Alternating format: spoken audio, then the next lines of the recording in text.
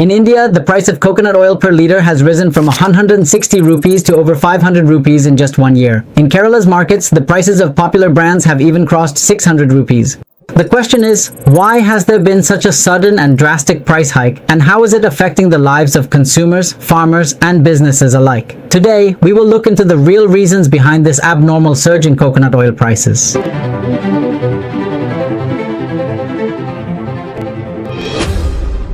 Why has the price of coconut oil in India increased by more than 300% in the past year? There was a time when 1 litre of oil could be bought for just Rs 160.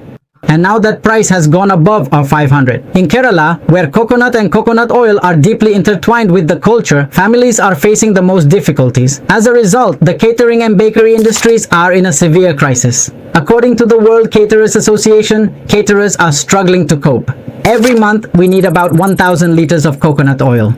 Due to this price increase, we are bearing an additional burden of our 300,000. But because of competition, we are unable to raise our prices. Similarly, the snacks industry is also under tremendous pressure. Alappooja's K.S. Rajendra says that earlier, the price of banana chips was Rs 428 per box. Now it has increased to Rs 560. With the rise in oil prices, we too have been forced to raise our prices.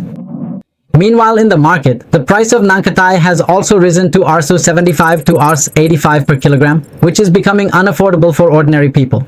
Meanwhile, the risk of adulterated oil has increased. In the market, cheap palm oil or peanut oil is being mixed and sold as coconut oil. As a result, on one hand, there are health risks, and on the other, consumer trust is being eroded. People are now looking for alternatives, and the sales of peanut oil and palm oil have increased because coconut oil is now beyond the reach of ordinary people.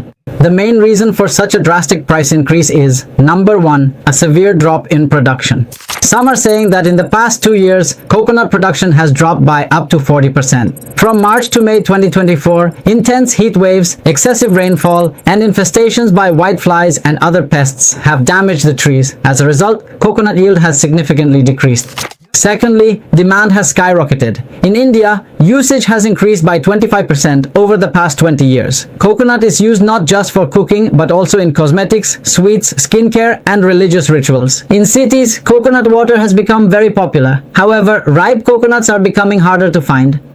As a result, there is now a shortage of oil. Number 3. International influence. In the United States, the demand for desiccated coconut and coconut milk has increased significantly.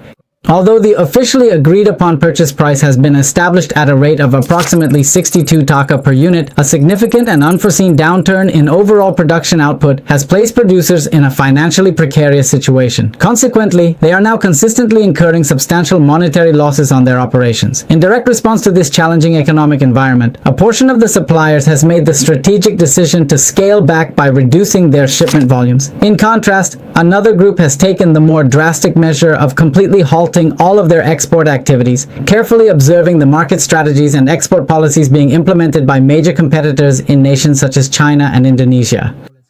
It is important to establish that permission should be officially given for the importation of agricultural products. We must emphasize that local farmers will not be harmed by this measure. Rather, when we consider the long-term perspective, this policy is expected to ultimately benefit them in a significant way. It is also critical to recognize that this sudden drop in prices is not due to just one single straightforward reason. The situation is far more complex, arising from a combination of several distinct factors. These contributing elements include adverse weather conditions, such as periods of severe drought, and on the other hand, instances of excessive rainfall. Furthermore, we have to take into account the damage caused by agricultural pests, the inherent and often unpredictable fluctuations in consumer demand, and finally, the considerable pressure that is being applied from the wider international market.